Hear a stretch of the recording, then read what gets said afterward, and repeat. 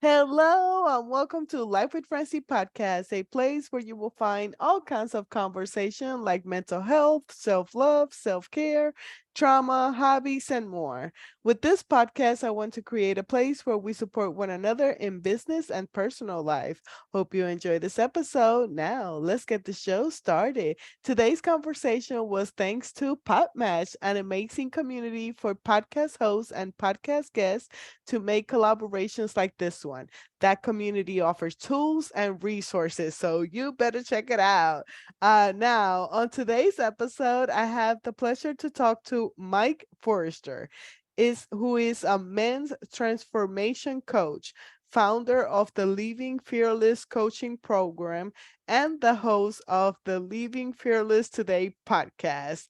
I am so excited to have him on my podcast. Now let's welcome him to the show. Tell us, what is life with you? Well, Francie, thank you for inviting me to join you. I really appreciate it. Super excited for our conversation here. So life for me is something I never thought that I would ever live out. I had envisioned being in like a studio apartment, dark, watching TV all by myself, isolated and alone. That is coming from where even when I was married, I have 4 children, they're all adults, but the emotional reflection, the way I saw myself, the way I had experienced life, the childhood trauma had set me up that, hey, I believe I'm going to be in this path. This is going to be the end result. Once I was married, had 4 children, they were the recipients of the anger that I had. And now I'm in a place where it's like, I have a vibrant marriage, absolutely love my wife. I have 4 adult children. It's amazing to have a healthy relationship with them. And then I'm the grandpa to, 3 grandchildren. And I'm the stereotypical grandpa that, hey, I spoil them. My kids ask me and tell me, hey, you never let us get away with this when we were kids. That's right. The grandkids are angelic. You weren't. So, I love that. So that is life on the personal side, professional side, like you talked about. I'm the host of, Living Fearless Today podcast, men's transformation coach, helping other men to get from fear, anxiety, and depression to having confidence and courage and being able to see that, yes, you matter, to feel like, hey, I love myself, as foreign as that may be, that it just sets you up in a different way to live life and take it on. And getting ready to launch a internet radio station called mensmentalhealth.fm that helps us to focus on our personal development as men, our roles as husbands and fathers, and then also our physical health. And so that's other podcasts along with mine to give men that perspective, which I didn't have and found so useful as I continued to go down that path to look for the healing. I love that. And I love the male perspective. And how did that mission started to help other men out there? Well, it didn't happen until I started actually healing me. And Mhm. we're the only ones that can make that decision, right? Male, female, wherever, you are, we're the only ones that can make that decision to bring about the healing and start working on ourselves. My wife couldn't force me into that. My children, my parents, nobody could. It had to come from my own desire and effort and action. So as I began to heal and see how it created space for my wife to be who she was, because she wasn't battling like my insecurities, it didn't cause the rift there. My children were, not having to worry about this angry dictator of a father, right? My anger coming out, I was pretty much a cross between like Eeyore, seeing that I was a victim of life and the things that were going on, and then the Hulk, because I was angry that I wasn't being dealt the cards and the situations the way I wanted, that I, thought that other people were getting and I was missing out. So as things continued on and my family, healed as well along with me, it's like, why would I not help another man do the same kind of thing, to help it so that there's not another, little Mike that's coming through the same process that I did, right? When you and I, when we heal, we change that generational pattern that we received, and that legacy that we pass on can be flipped on a dime. It can absolutely be 180 degrees, totally different. They can come into a healthy position and then grow from there. They don't have to go through the same experiences and trauma that we went through. So that was how it began, launching the podcast and then working with men. And it's just kind of become like this snowball thing. And my wife and children become like my biggest advocates and cheerleaders, because we're living, the life now that is a total paradigm shift of what we went through. So we've been on both sides of the fences. And it's like, if we can change this for, our family and the generations to come, why would we not give that same gift to other men and their families that are wanting to step in and bring about change in their life? I love that. And I love everything about podcasting. So what can you tell me about your journey? So as far as podcasting, just like anything, it's about learning and continuing to be open to learning and not doing it right the first time, right? As I've heard other people say, give yourself permission to suck, because just like riding a bike, I don't know if you remember jumping on a bike as a little kid. I did not do well. It was a balance wasn't there, trying to figure out the brakes, everything else that goes along with riding a bike. It takes some time and effort to get all that going together. Same thing with a podcast, learning what your style is. How do you want to interview somebody? How do you want to appear? The length, the distribution process. I mean, Francie, I know that we're like a half an hour here. You're investing more time than what's seen in this episode, right? Because you reach out to me, then you and I kind of chat, we do this, then you edit, then you publish, then you do social media. It's like, and there's a whole lot of plates, a lot of skills to learn. And I wasn't, aware of them. I didn't know how to do them. So whereas before, I was brought up being told by my parents, if you fail, you're a failure. That did not set me up for, being able to jump in and take risks. But this journey in podcasting has given me that opportunity to say, hey, I need to change. Okay, great. I need to change. I want to do this. It's given me more risk tolerance, more openness to jumping in and not knowing how to do something, rather than before, I must have this perfect before I will do anything. You can imagine that stunts the opportunities that we have before us, right? If we waited until we knew how to raise children, do you think we'd have children? You're So definitely never ready. yeah, it's a learning process, and podcasting is the same thing. So you get a chance to meet other people, learn how they're doing it, and then decide, do I want to do it the way I'm doing it, or, bring in some of the ways that, somebody else is, and you create like your own process. And it's like an art. You're expressing both the way you want to ask questions, the way you want to interview, the information that you want to draw out of your guest. I mean, there's a lot of components to it, and it's a never like a always evolving kind of process. So, like if you look back at episode 1, I'm sure either of us, it is different than where we are today.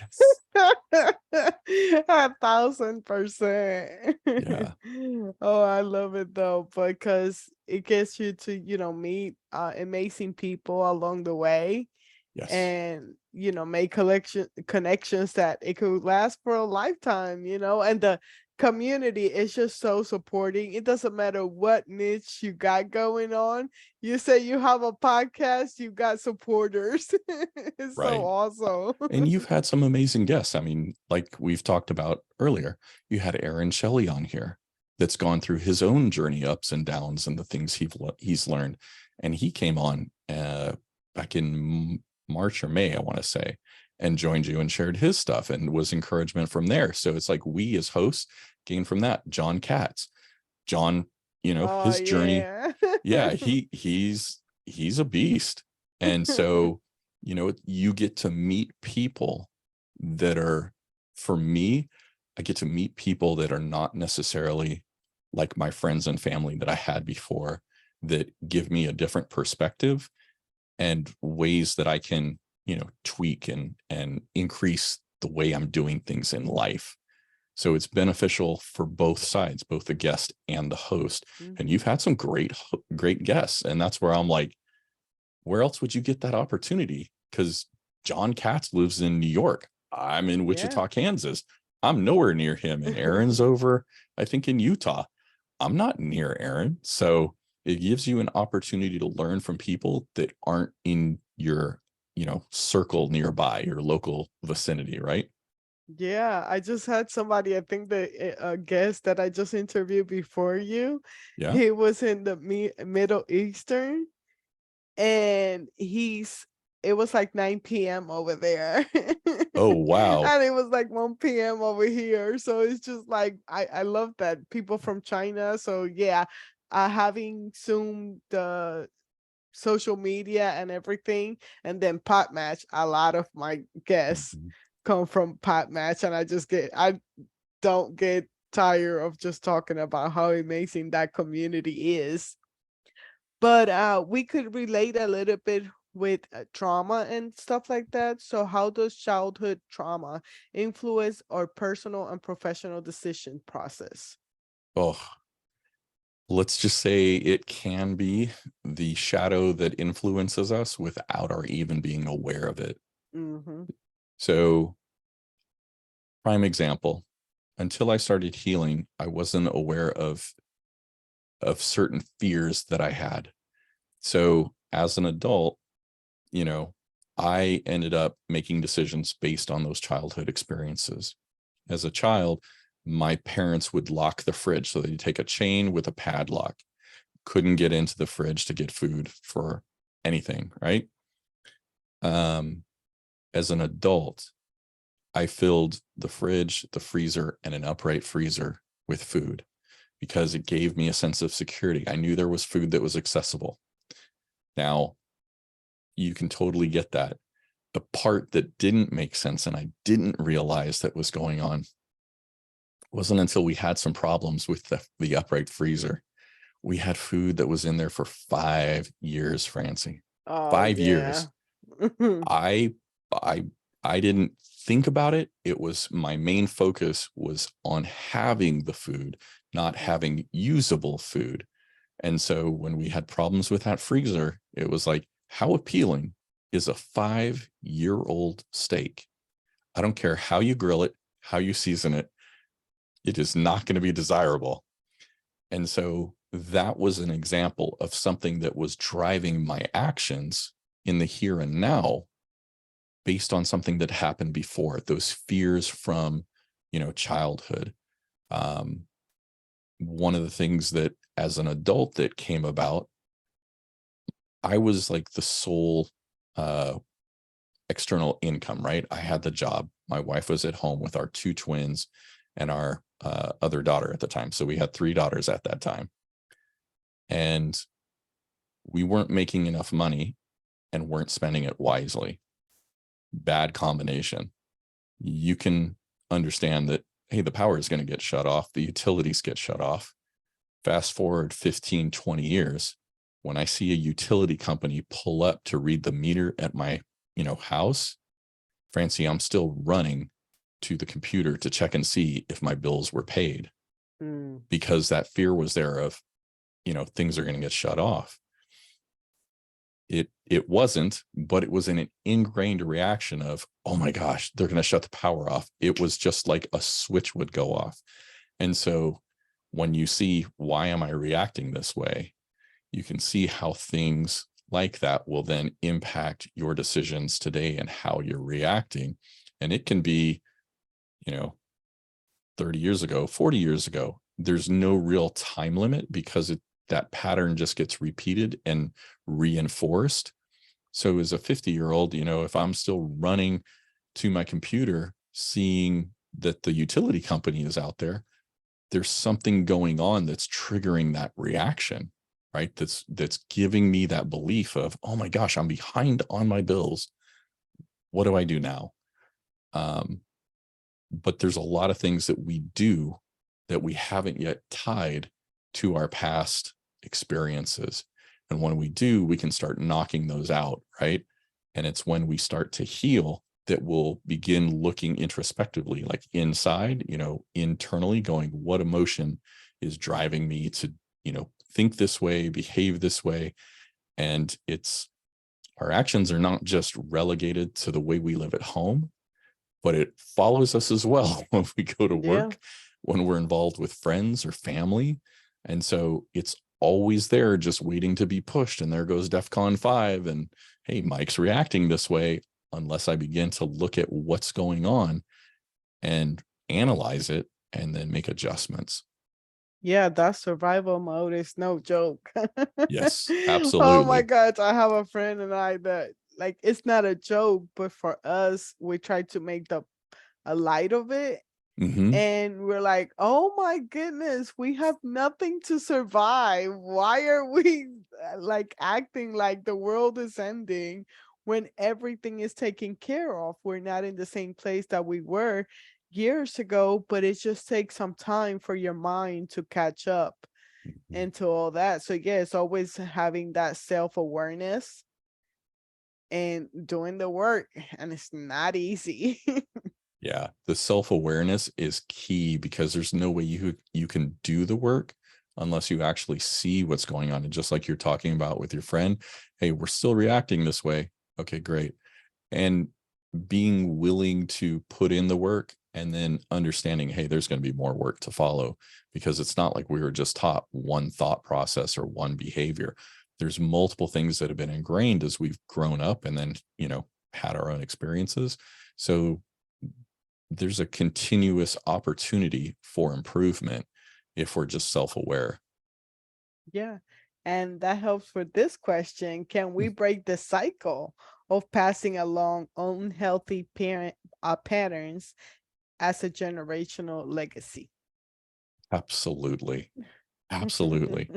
So if you go back to what I was talking about earlier, having been like the Eeyore and Hulk, that is Hmm. no longer my identity or how I behave.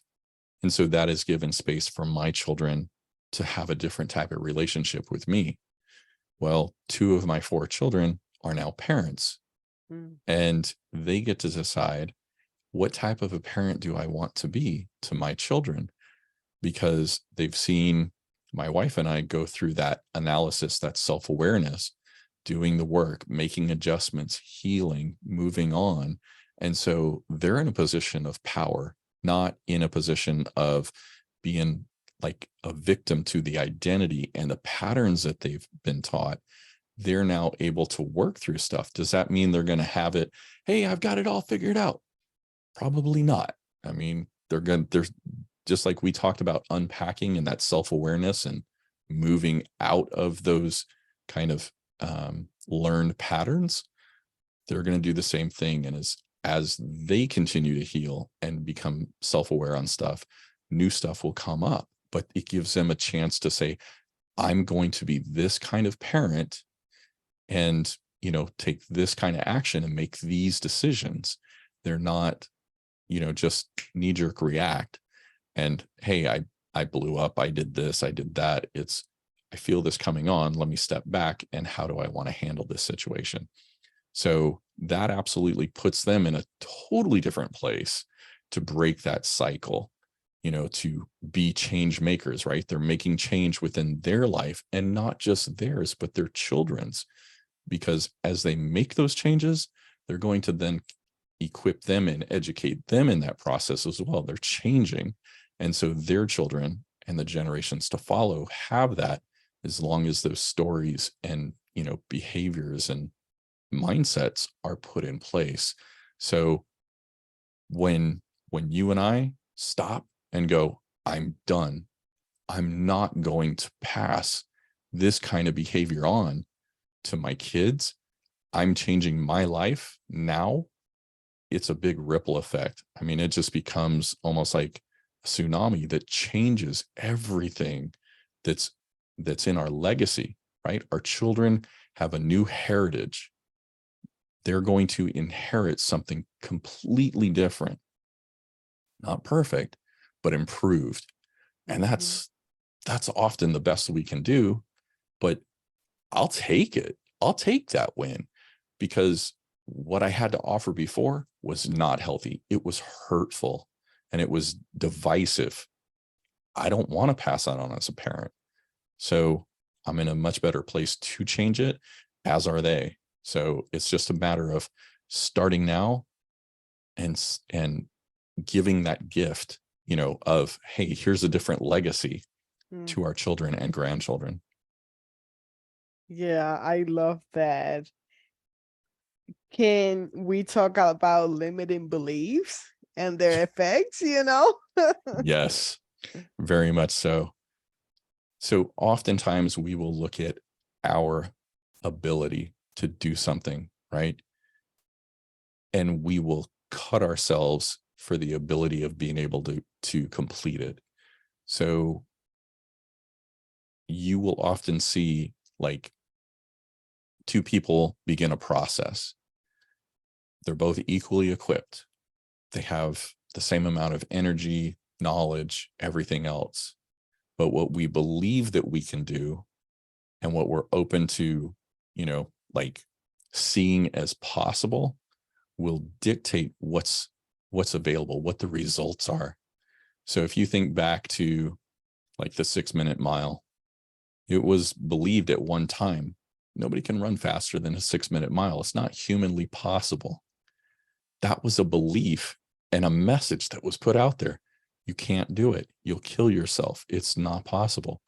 Now there's tons of people that blow the doors off of a 6-minute mile. It's believing that something can be done when it hasn't been proven yet. But if I look at it and I go, I can't I can't dunk a basketball, right? Or I can't make this kind of income. You're not going to get there, because you've already set that as a belief to say, I'm not able to make X amount of dollars an hour or X amount per year. When you believe, you're going to look for those opportunities. You're not just going to go, I have one stream of income that's available to me, right? I have a job. Let's say I'm working at Subway, right? I'm not going to go, hey, I can only make, I don't know what they're paying at Subway. We'll say $15. Okay. $15 per hour is what I can make, and take that over 40 hours a week and 4 weeks in a month. Okay, this is my max cap. There's more than 40 hours a week, 40 hours in a week, right? Mhm. That means that you could go get a second job. You could create another stream of income. There's all different other kinds of, like, affiliate marketing, or, like, I'm sure you've seen it if you go on TikTok or YouTube or anything like that, people talking about other streams of income. That is available if you're open to seeing it. But when I go, I'm at Subway, I can work 160 hours a month. That's the max I can make. That's the belief that you're set at. You won't look for other opportunities to go, where else can I increase my income? It's much like an elephant. Have you, like, you're aware of, like, baby elephants, right? Cute little cuddly. Well, that's a big cuddle. Yeah. But what they do with baby elephants to train them is they will take a chain and put it around the ankle of the baby. Now, you think about a chain, a big, stake in the ground. That baby elephant isn't going anywhere. As that elephant grows, it's been trained that limiting belief, I can't go anywhere as long as there is something around my ankle. When that elephant gets older, they put a rope on, but to that elephant, it's still a chain. And that elephant, as an adult, could totally rip that stake out of the ground, because it's tied with a rope. It's not a big stake, but in its head, it's like, I'm a prisoner. I'm stuck here because something is on my ankle. Mhm. We will believe I'm in a situation where I'm imprisoned. I can't escape. I can't get to where I want. I had the same kind of thing. My goal now, like I said, I have 4 children. My goal now is not to just, pass away and give my children inheritance. My goal is to give my children a business. So as I'm working to create additional streams of income, I'm having one of each of my children work one of those so that they're familiar with the business and they don't just inherit a fixed amount of money, but they inherit a business that they can then grow and scale and give them additional income. Because I didn't come into that. My parents couldn't even pay for college. I mean, my parents ended up, we would eat macaroni for dinner for 6 months. And so there wasn't like a lot of, fiscal opportunities because they had that limitation in their head. As we're growing, we also have the opportunity to expand what we see as the opportunities before us. And it's a matter of dreaming. Hey, what do I see people around me doing? How are they doing it different than I am? Could I do that? Why couldn't I do that? Oftentimes it's just because we've believed a lie of, that's for other people. It's not for me. When it's totally there and accessible, it's a change in the perspective. And then it's definitely more work. I mean, don't get me wrong. You build a business, you're working, but it's not working in that same level forever. The dividends, will compound. You will see things gain traction. And so what you're able to then experience and give is not just, like I said, not just one lump of money, but you give them, a business, something that's an opportunity. You give them a different understanding and perspective of what's available. And then that goes along with the other generational growth. They're not stuck emotionally and mentally because of the trauma. They're now on an expansive, not limited belief system, but a growing, belief system of, hey, what else can I do? Nice. I love that. I love your message. Is there anything else that you would like my listeners to know about you or your mission? Mhm. About me or my mission, I would say that jump in, take action. If there's anything in you going, hey, I want something different than what I'm experiencing, even if you believe it's not available to you or you're not worthy of it, step in, take that chance, because it's often those lies that we've been told that will keep us there, just like that elephant. And it's just a piece of string holding us in place. And when we cut it, we take that chance, we put ourselves in a place of power, not imprisonment. I love that. Where can my listeners find you? So the best place to find me, you can find me on social media as Hi Coach Mike Hi Coach Mike. But if you want to reach out and listen to the podcast, Living Fearless Today, or to, see about, hey, I'd like to chat, have a conversation, you can visit me at highcoachmike.com.